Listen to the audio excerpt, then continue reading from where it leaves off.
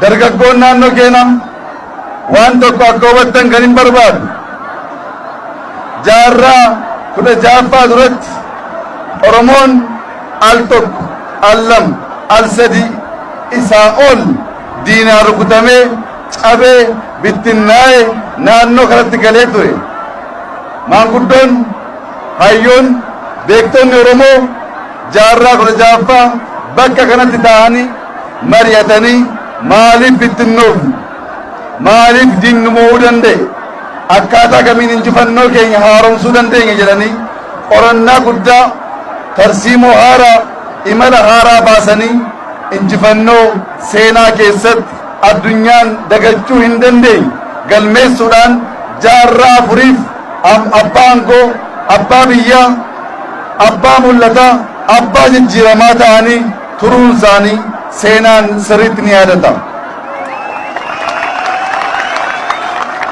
Sana booda Oromoon bal'atee Oromoon baay'atee Oromoon guddatee gaafa adeemu diinni gidduu galaa tokkummaa keenya diigaa jaarraa tokko guutuuf qabsoon keessa baane rakkoon keessa dabarre dhaloonni kun hin dagatu.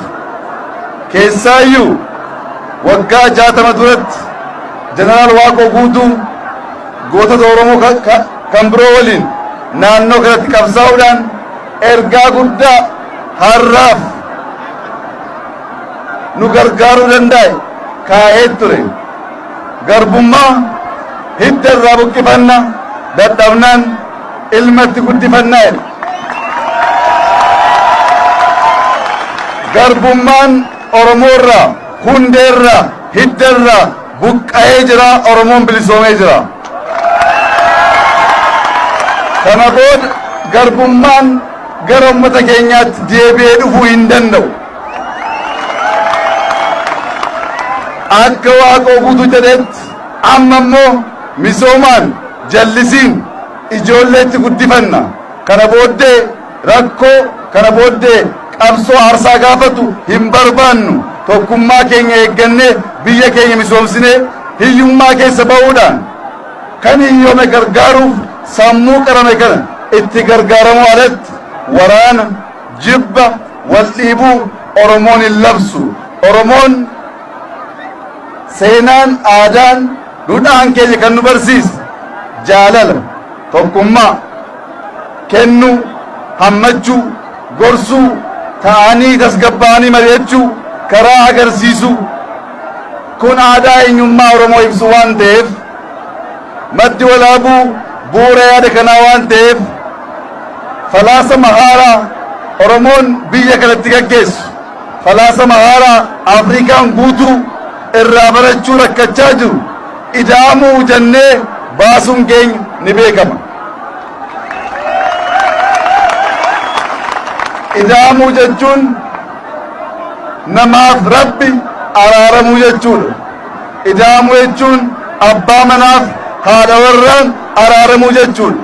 Ida'amuu jechuun ollaan ollaa waliin araaramuuf tokko ta'uu jechuudha.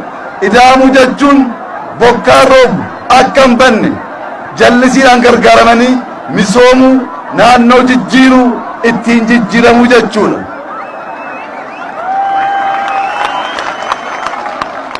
Ida'amuu jechuun badhaadhina jechuudha. Ida'amuu jechuun guddina jechuudha. Oromoon seenaa keessatti falaasama haaraa falaasama garaagaraa mootummaa garaagaraa hin qabu. Falaasamni isaa tokko mootummaan isaas tokko.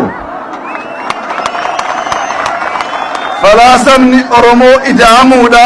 Oromoon tokkoomee tasgabbaa'ee seenaadhaan dumbiitiin talee of jijjiiruuf biyya jijjiiru humna qaba ga'ee qaba.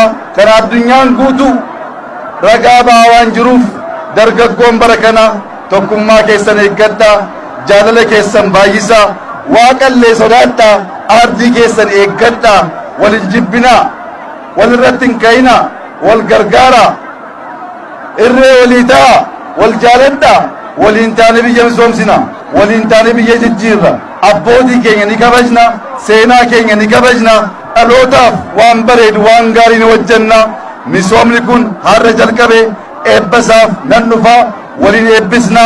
Baga gammaddan, baga kanaan isin ga'e. Jijjiiramte, silaa Oromiyaan jijjiiramte. Kunoo waggaan guunne fuula keenyatti deebisnee Gujii, Baalee, Boorana, Shawaa guutuu, Oromiyaa guutuu, Itoophiyaa guutuu, Afrikaa daraamuun seenaa ni kabaja. Ida'amuun ummata ofii ni jaallata. Ida'amuun ummata ofii jijjiiruuf halkanii guyyaa hojjeta. Ida'amuun du'aa keessan, kadhannaa keessan barbaada. Nu waliin dhaabbadha, waliin taanee biyya jijjiirra. Ulfaadhaa, galatoomaa, baay'een isin jaalladha. Naa jiraadhaa.